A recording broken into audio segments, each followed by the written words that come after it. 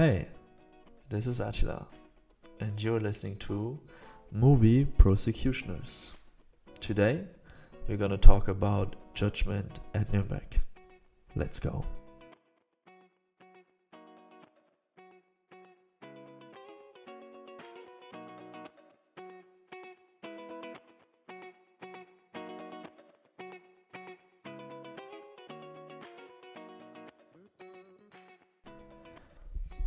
Okay, Judgment at Nuremberg, a movie from 1961. That's an amazing movie. And I want to talk a little bit about it because I saw it like a month ago and I was like, I have to write an essay, I have to write something about this, and I want to talk about it. So, the movie is taking place in Germany in 1947, in Nuremberg, to be exact. And it's about one of the 12 Nuremberg military tribunals. So these were trials where high officials of the Nazi regime were condemned to sentences. And there were in a certain way show processes. So there were like not always was there an actual possibility for the high officials to get out of this. But this is talking about the judgment of the judges of the Nazi regime. So here we go to a meter kind of analysis about what a judge is supposed to do in a system like that. And it's really, really fascinating. In this movie, we follow Dan Haywood. Dan Haywood is like a local judge with a few problems where he's coming from, who is like going there because he's kind of has no other place to be. And the judge's trial nobody wanted to do. I actually don't know if this is historically correct, but it is a very interesting starting point. So he's coming to Germany. And what is very interesting about this movie, it's not about, we were beating up the Nazis, now we make order into this country. But this movie is very nuanced. You have a judge, an American judge, who's also very aware of what happened, who is interested in the people of the country, and who has a certain dignity, a certain way of being humble about his situation, which makes this movie less like an American action military movie and more like this nuanced, really, really aware experience. And I really love that about this movie. So if you're interested in like 3 hours of awareness, let's go. But not just these 3 hours. I want you to watch because of the awareness that you may have about this trial and about how people see Germany at this time. But it's also a fascinating way. I already talked about this. Like you have the judges and you have the judges who are judging judges. We have a regime that did crimes against humanity, who killed in an industrial way 6 million Jews. And then there were judges who had pressure. They had to be to change the system in a way, the law in a way, and held court in a way that it was okay for the regime and still do like the right thing. And what's very interesting here in this movie, basically the 5 judges that you have there, 4 of them are already like in the first few seconds, you're okay. They're just assholes. They use this and they wanted to be rich, or they wanted to be high and mighty or whatever. But that was their own ego, and they never really were like, okay, we did the wrong thing. But we have one judge who's sitting there, and he's like not saying anything. And also this man called Ernst Janning in the movie is someone very, very interesting. We will learn about him that he has a strong sense of justice, that he wrote groundbreaking theoretical work on law, and that he has a history with Hitler. I also don't know if this is actually a real person, but what he represents here is a certain way of a dignified German, like a representative of the normal good German that was still in there in the Nazi regime, somewhere there. And that's also what the defense attorney sees in him. So the defense attorney in this movie, I don't want to spoil too much, but his baseline, how he's defending like his judges, is that he's saying, okay, what are judges doing all over the world, in the free world, in America, and how have they judged before in certain way against Jews, against disabled people, and so on and so on. And he's making a really strong case about how much they were like bowing to bowing as well to pressure, and had anti-Semitic or in general did judgments against humanity as well. Like, it's a really strong case, and I don't want to spoil, because seeing it and like this logic behind it, it's really, really interesting. I don't know, I'm German. I was not convinced. I mean, you can always quote people in every country who say beautiful and nice things, and you can always quote people who will say very bad and very ugly things. You will always be able to do that. But how he's doing it, it's really strong. And I really recommend watching that. That's like brilliantly acted. It's beautifully written. So there are a lot of strong points. I could elaborate on that, but I want to talk more about the personal relationship, in a way, between Ernst Janning and the defense attorney Hans Rolf. Because Hans Rolf, for him, the Ernst Janning, the groundbreaking theoretical worker, is kind of his role model. He says like he was someone who stood against the bad stuff that Hitler did. He was someone who people looked up to before and even after the Nazi regime. I wanted to and thought this is a real judge, a good judge, someone we can trust even in these kind of crazy times. So what Hans Rolf is wanting to do is to guard the rest of Germany's dignity by protecting this Ernst Janning, by saying, okay, you can condemn all these other people who did real wrong and who are responsible, but you cannot do this with people who are that important, that strong, and that good, actually. And this makes him doing some interesting decisions later on, because the trial is really working well for him, but at some point there's going to be a flaw. Not a flaw for him, but there's a certain history where Ernst Janning was bowing down in front of the other Hitler followers.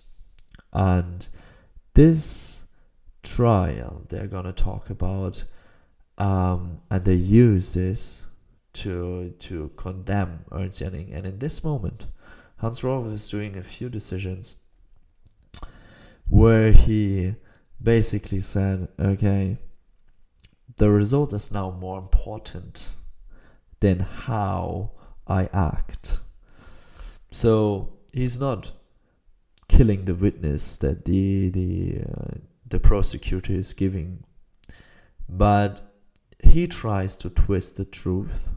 He tries to make them suffer a lot, and here I want to talk about something. Law and justice are not the same. You can feel like, to make an example, we have in a movie A Time to Kill from I think 1996. We have a case where a man kills 2 other men who raped his 10 years old daughter. In this case, for law, this is very easy. It's very, very easy. A man killed 2 people. His attention or the reason why are basically non-important. If he was able to make a judgment on his own, if he was not mentally disabled or manipulated in it, if he was in his own right mind when he did it, he has to be convicted. He has to be sentenced, and he has to be sentenced hard.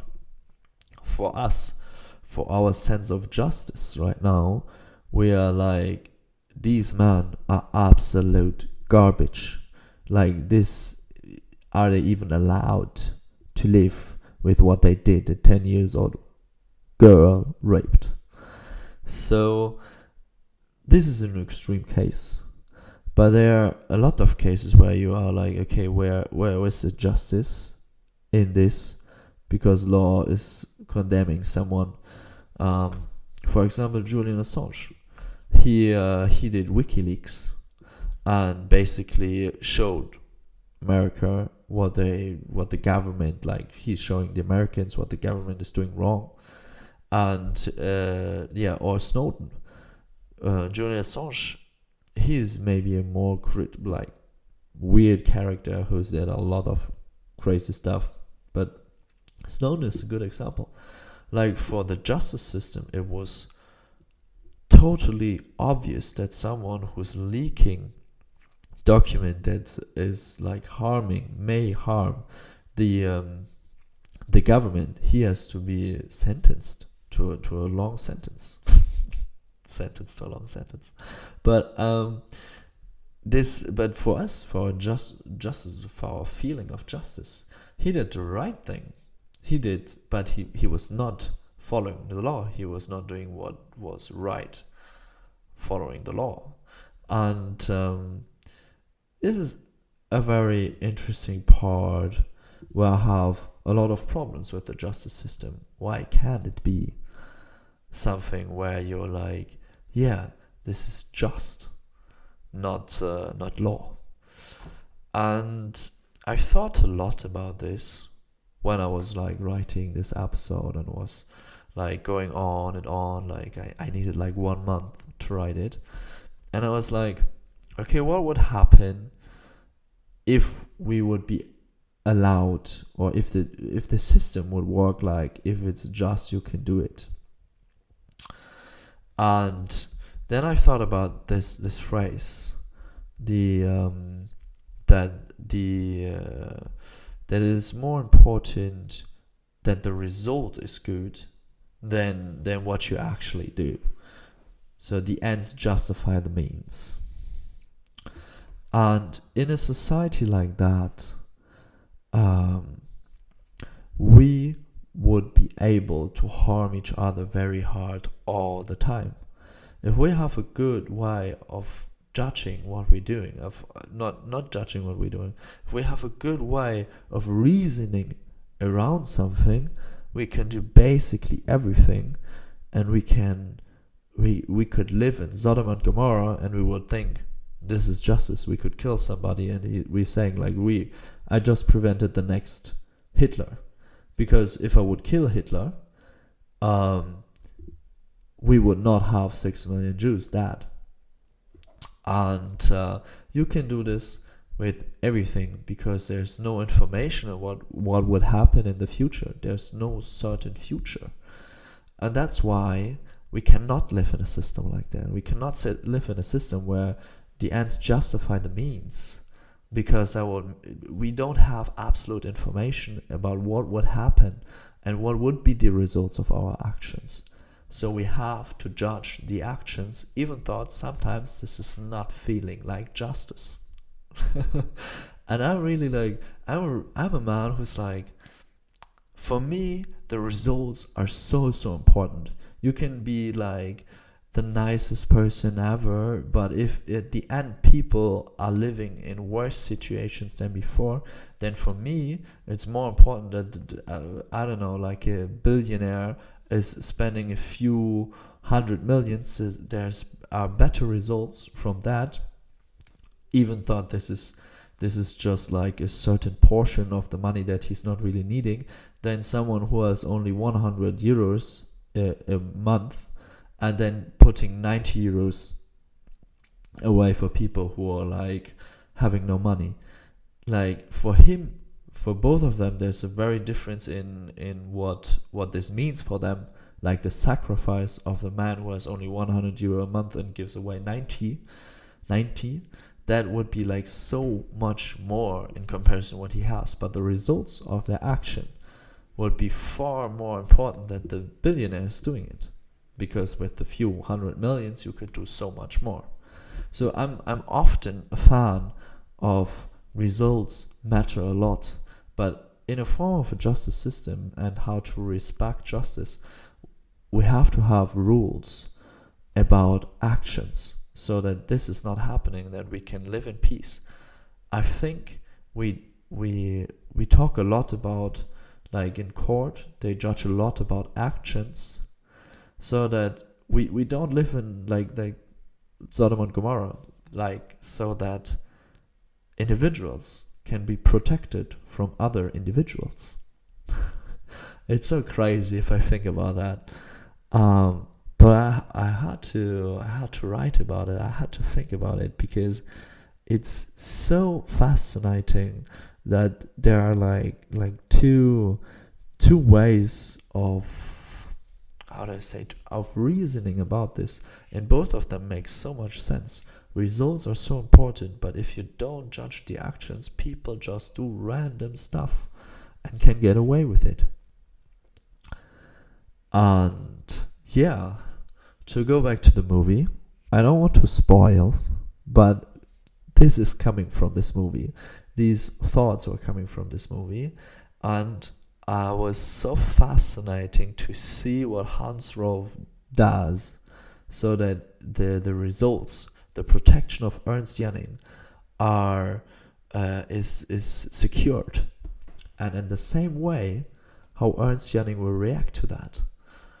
I really want you to watch this movie. It's 3 hours. It's like a commitment, but it's like so strong, so good, and so brilliant. And I really want to say, watch this movie, go in there, come back and comment on what you think about it. That would be really interesting for me. So yeah, I think that's it. I don't want to spoil more. I don't want to talk more about justice. I think that's it. So if you liked this episode, tell me. I don't know.